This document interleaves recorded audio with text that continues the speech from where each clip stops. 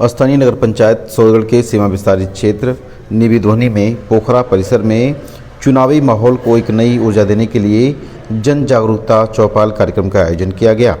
पहले निविध्वनि गांव थी, अब सीमा विस्तारित क्षेत्र के बाद वह नगर पंचायत का हिस्सा बन गया। प्रशासनिक सेवा में सेवा दे रहे समाजसेवी क्षीरज ओझा ने लोगों को संबोधित करते हुए कहा कि गांव के प्रभावी और बेहतर विकास हेतु लोगों को खुद की अच्छी सोच की ज़रूरत है, जिससे बदलते माहौल में नफरत को दूर कर समाज के लिए कुछ बेहतर किया जाए। चौपाल कार्यक्रम में उन्होंने गांव के बेहतर विकास के लिए सामाजिक और राजनीतिक सपोर्ट की भी मांगी है। उन्होंने समितियों के निर्णायक सहयोग से वार्ड के विकास करने की बात कही है। इसके साथ ही प्रशासनिक सेवा में सेवा दे रहे नीरज ओझा ने चौपाल में विकास की परिभाषा को परिभाषित करते हुए कहा कि ग्रामीणों को राशन, शौचालय आदि का मिलना ही विकास नहीं है।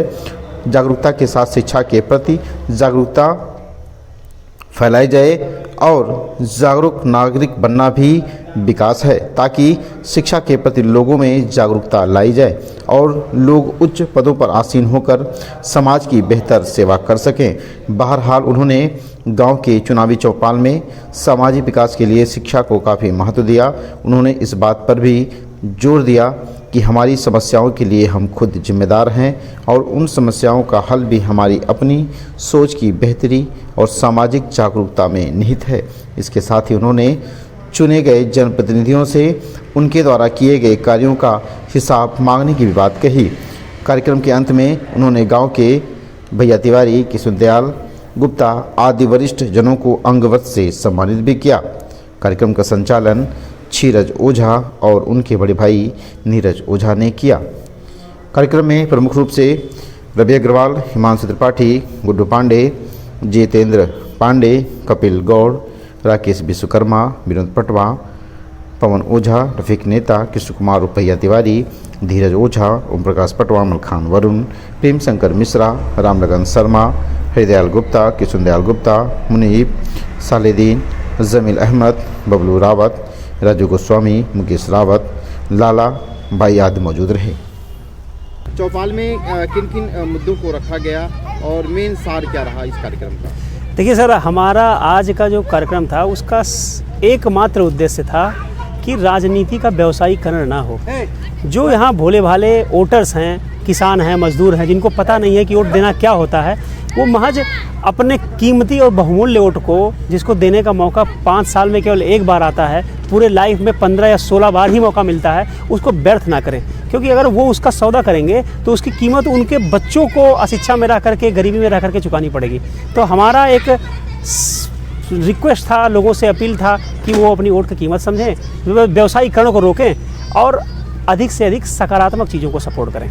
आपने कहा गांव के बेहतर विकास के लिए सामाजिक और राजनीतिक सपोर्ट की ज़रूरत है। इसको आप किस नज़रिए से आप देखते हैं? इसको हम इस नज़रिए से देखते हैं कि ये समाज में अगर मान लिया 100 आदमी हैं, तो 100 आदमी में कुछ आदमी ऐसे ज़रूर हैं जो समाज से कुछ लेने के बजाय निरपेक्ष रूप से कुछ देना चाहते हैं। तो हम क्यों ना समाज में ही एक ऐसा माहौल बनाएं जिसमें देने वाले लोगों को एक प्लेटफॉर्म मिले, देने वाले लोगों को एक पहचान मिले और उनको इस चीज़ का एहसास कराया जाए कि आप जनहित करते हो, सेवा करते हो, तो उससे आध्यात्मिक उन्नति के साथ साथ आत्मसंतुष्टि मिलती है।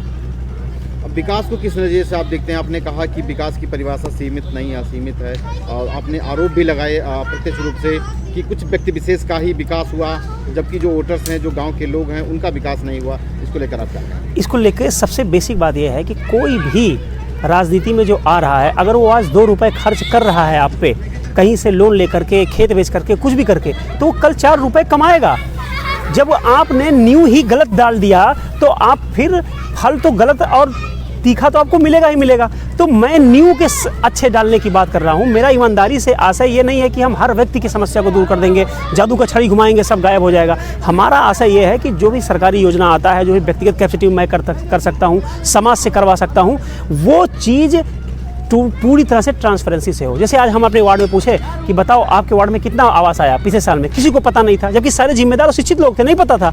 तो ट्रांसपेरेंसी होना चाहिए, कम से कम उनको अधिकार के बारे में तो पता चले, इतना तो हमारा कर्तव्य है। यही मेरा उद्देश्य था आज का। तो क्या आपका ये कहना है कि सभी जनप्रतिनिधियों से मतदाताओं को हिसाब मांगने का अधिकार है और उनसे 5 साल में जो उनके क्रियाकलाप रहे हैं उसका एक डाटा बनाया जाए, उनसे सवाल जवाब किया जाए। सबसे पहले तो हम आपको थैंक यू और आपका आभार व्यक्त करना चाहेंगे कि आप इतना सटीक क्वेश्चन पूछे और प्रोग्राम को एक सही दिशा देने के लिए आपकी सकारात्मकता को मैं धन्यवाद और साधुवाद प्रस्तुत करता हूं। यही एग्जैक्ट बात है, हम सही दिशा देना चाहते हैं, हम प्रतिनिधियों को अकाउंटेबल करना चाहते हैं, उत्तरदायी बनाना चाहते हैं समाज के प्रति, वोटर्स के प्रति, ना कि वोटर्स को हम उत्तरदायी बनाना चाहते हैं हर काम के प्रति।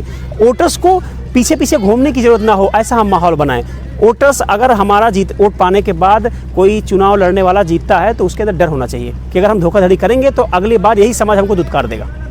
एक मुद्दा और रहा इस चौपाल में कि आपने कहा कि गांव के बेहतर विकास हेतु नई सोच की जरूरत है और बदलते माहौल को लेकर के नफरत को दूर किया जाए, इसको लेकर आप किस नज़रिए से देखते हैं? काफ़ी अच्छा क्वेश्चन अगेन। देखिए, नफरत एक ऐसी चीज़ है जो हमारा व्यक्तिगत नुकसान करता है, और जब व्यक्तिगत नुकसान होता है तो हम बीमार पड़ते हैं, समाज का अहित होता है। हम नफरत करके समाज को नहीं सुधार सकते। हमारे धर्म ग्रंथों में कहा गया है कि अगर आपके अंदर गुस्सा आ रहा है, नफरत आ रहा है, तो मतलब आपके पूर्व जन्म का कोई पाप जागृत हो गया है, आपके अंदर पाप आ गया है। तो आप पापी मानसिकता से पुण्य वाला काम कैसे कर सकते हैं? हमको पहले मानसिकता को शुद्ध करना है सर। जब मानसिकता शुद्ध करेंगे तो समाज, व्यक्ति, परिवार सब शुद्ध हो जाएगा। इसीलिए हम शुद्धिकरण की बात कर रहे हैं।